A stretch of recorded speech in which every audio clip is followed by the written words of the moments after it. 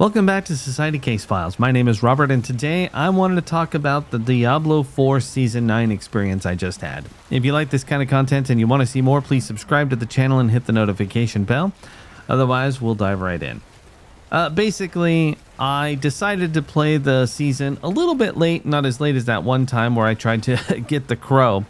But this time, I had plenty of time to pretty much do the things that I wanted to do. And I set out with the sorcerer to try out the Hydra build. Now, the reason that was interesting is that the Hydra has all kinds of crazy affixes and uniques that make it do crazy stuff.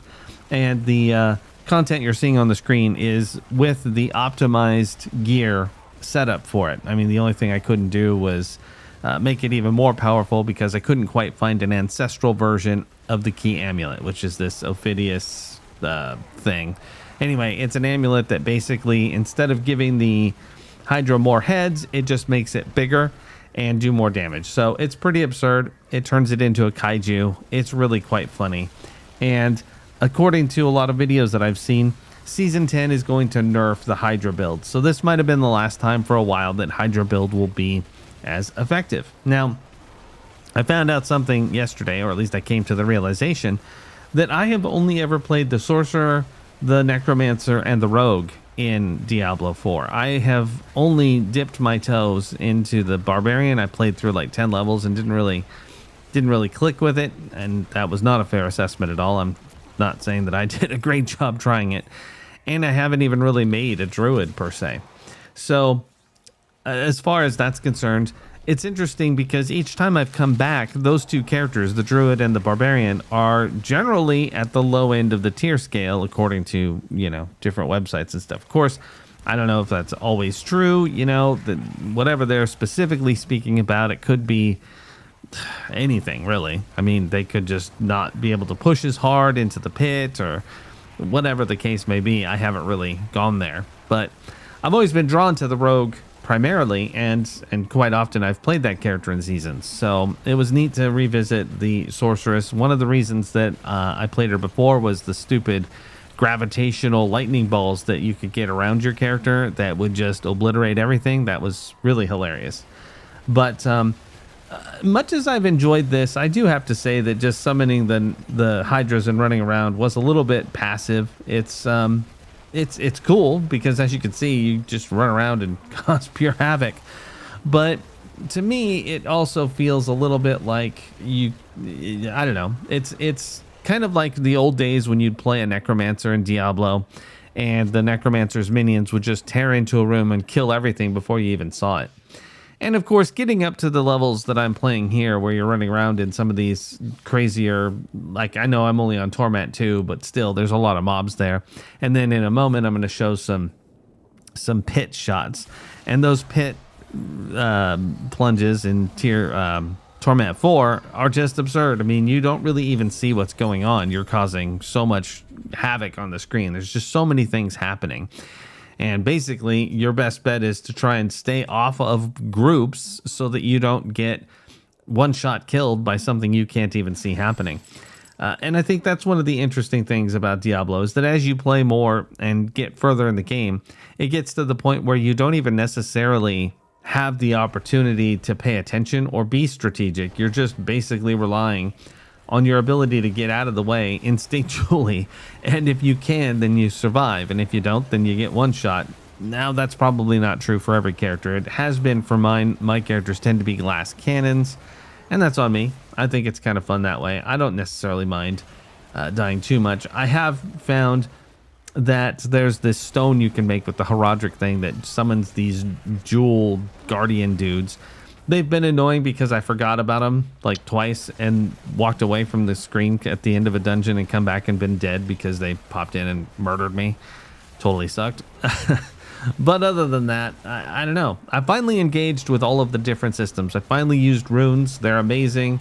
I finally had the opportunity to try messing with the seasonal powers. Got it pretty high up, and that was cool. All around, though, I mean, I had a lot of fun. I'm not entirely sure that I'm super excited about going back to Season 10. I was a little disappointed that I had just gotten all of the things I needed in this season to really thrive and flourish. And then I noticed that I had like 10 days left. So it's like, oh man, I finally got all these awesome drops, great rolls, doing well. And I've only got like 10 more days to really enjoy it and even try to push harder. And of course, there's always things to do. So in my case, I really didn't necessarily want to finish every seasonal objective, those being the chapters 1 through 4 and then Slayer and so on. I just wanted to get up to getting the little min pin dude that looks like he's on fire. The one after that didn't really appeal to me too much because even if I got it, it's not like it was going to help in next season. And at this point, making those pushes would just be a lot of grinding. For example, I know that I could just do the Infernal Hordes thing over and over again to get plenty of Obdicite so that I could then masterwork all my gear. That's fine. I could also grind the bosses to get an ancestral version of my amulet and ring, and that's also fine. The real trick behind those two things was that it was very difficult to acquire enough of the boss materials to open their caches. It's not impossible. I've obviously done it several times, but you're not, or at least I was not able to get enough of it to make it worth, going to the dungeon and trying it over and over again. I'd get maybe 3 or 4 chances before I'd have to go and find more to grind. Ultimately, at this phase, it really is about the grind. It's about getting your glyphs as high as you can, getting those masterworks, making sure your tempers are on point, and then you can continue to push. And of course, it's just a matter of testing the build. How much damage are you doing? Do you want to get into the billions? I mean, if you do, you just grind through it. Now, before I talked about Diablo 4, and I mentioned that there doesn't really seem to be a huge challenge to it. And what I meant by that then, and I mean it now too, because I found it, is that can I get to tier 70 of the pit? Yes, absolutely. I can do tier 55 without dying and tear up the boss very quickly. I was able to do most of tier 60. I did get one shot twice because I just got too close to the mobs, but I'd be able to do it. And it just didn't really feel like there's much of a reason to just try and min-max enough to get there. Not that it isn't a worthy goal, and I think it's pretty cool.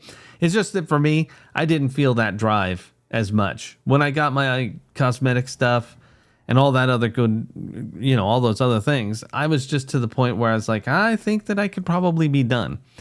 Especially since there's not that much time left. I mean, this character is going to get retired in less than 2 weeks, and then I'll be back to square one. So I may as well, if I'm going to play, not burn myself out trying to grind up those last things and be ready to try it again with the next one. And I will say that I'm not burned out. I could technically do some of this. I even feel a little bit of a compelling urge to play a little bit more. Mostly because I just figured out the rune stone that allowed me to get all those wolves that you keep seeing running around on the screen. But I don't know.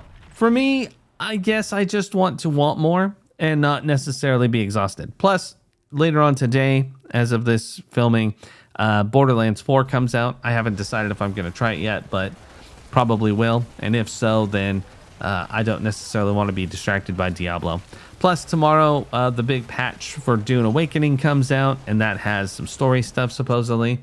So, I mean, there's a lot of other things to do than to grind up on Diablo, especially, since Diablo is a little bit of an older game, and I have played the hell out of it. I mean, we've got 9 seasons. I don't know how many I skipped, but I think it was 2 or 3 seasons that I just didn't bother with. And, I came back to the last one, had some fun. It was a little late. Came into this one a little late as well.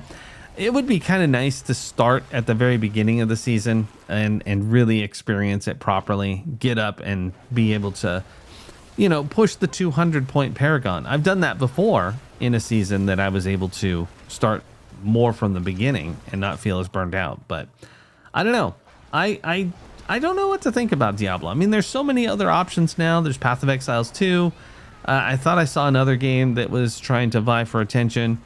We got Titan Quest 2 coming out, but it's not really the same in a lot of ways. I mean, it is the same type of game, but I don't think they're aiming for the same type of audience. So really the big contender is Path of Exile 2.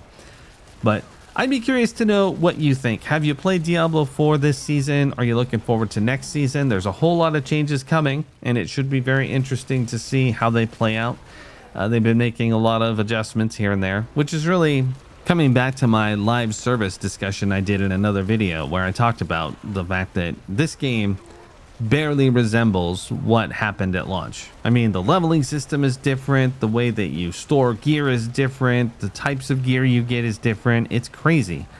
They've made a lot of changes, and in some cases it feels like maybe they were just crazy when they released the initial product, and then they needed more time to cook it in the back end, and they just released it way too early.